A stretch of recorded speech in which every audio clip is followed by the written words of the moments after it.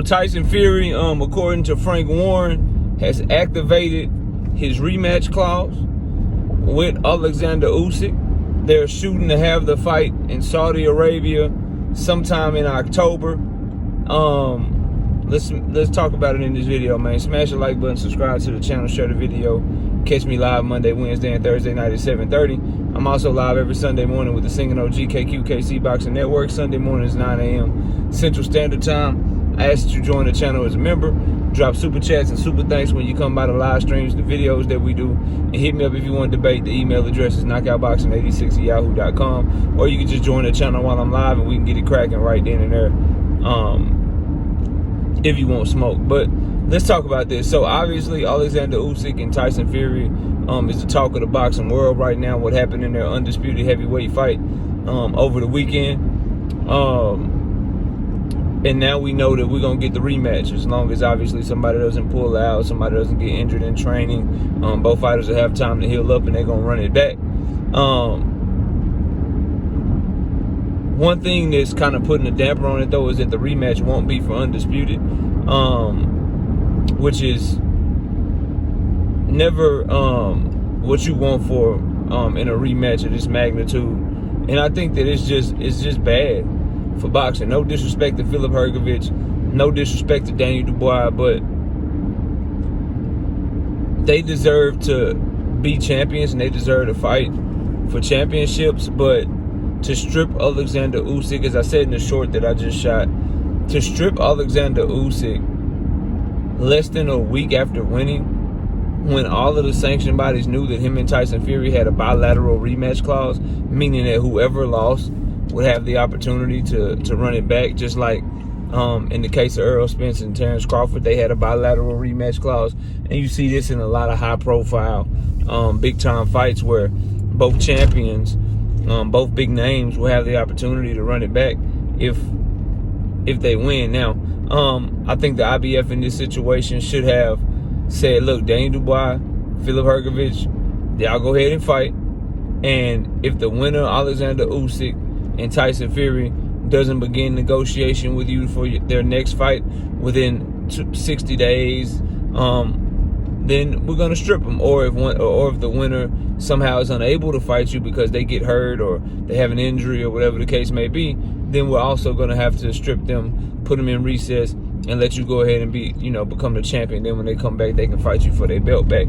There's so many things that the IBF could do to make sure that this rematch between Usyk and Fury is for Undisputed. But instead, they decide to strip Usyk and put a damper on what is the highest profile heavyweight fight that we've had in the past 2 decades. And the only thing that's going to be higher than that is the damn rematch, except for the IBF is putting a damper on the rematch. The rematch will now just be for the WBC, WBO, WBA, and the ring, with no IBF on the line. So Undisputed won't be on the line. It won't be for all the marbles. So I do not like that decision by the IBF, because if that's the case, why didn't you just strip them before the first fight? If you knew you were going to strip them if they decided to have a rematch, but you knew that their contract had a bilateral rematch clause in it, why did you let them fight for Undisputed if you were just going to strip them anyway and not allow the Undisputed champion to do something historic and defend his Undisputed crown? Like, for instance, if they didn't strip Usyk, Usyk would have had the opportunity to be the first person in boxing to defend his Undisputed crown in 2 separate weight classes in the 4-belt era. He defended it in at cruiserweight, and then he has an opportunity to defend it again at heavyweight, and you took that opportunity for him. For what reason, bro? So I absolutely disagree with and hate that decision. So there's that part of it, right? Now the actual fight of Tyson Fury activating his rematch clause and wanting to go back with Usyk again, I mean, the fight was very close. And you can see how in Tyson Fury's mind, if he makes one decision here, one decision there, it could have went different. To me, personally, after watching the first fight, my analysis on the first fight, I still think the same thing is true. I think Tyson Fury had the most success. And he had Usyk looking like it was going downhill for Usyk when he was the one leaning on Usyk. When he was the one going to Usyk's body. When he was the one using his weight against Usyk.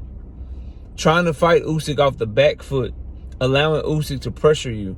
Allowing Usyk to use his feints and his pressure.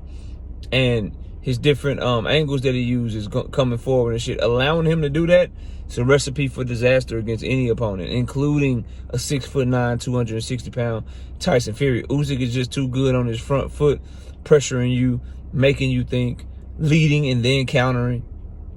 He's too good when you allow him to dictate the tempo like that. Kind of similar to Vasily Lomachenko. You know, these fighters like those two. Jao Pataya is another one. These fighters that use angles and foot feints and pressure and try to draw something out and then counter on top of it while also being aggressive. These style of fighters that use this balls of your feet kind of dancing type of footwork to box with, they're all very good on their front foot. Not so much on the back foot though. So I think that Fury's game plan in this rematch needs to be to kind of try to fight Usyk similar to how he tried to fight Deontay Wilder in the second and third fight.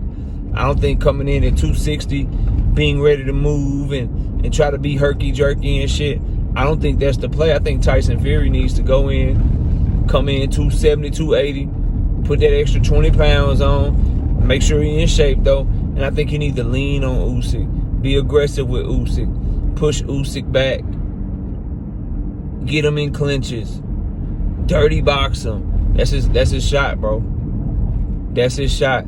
Go forward, go to the body, like he did when he was having success in like 4-5 rounds, 4, 5, and 6. And that'll be his path to victory, because I'm telling y'all, Usyk got his timing down now. Usyk got his rhythm now.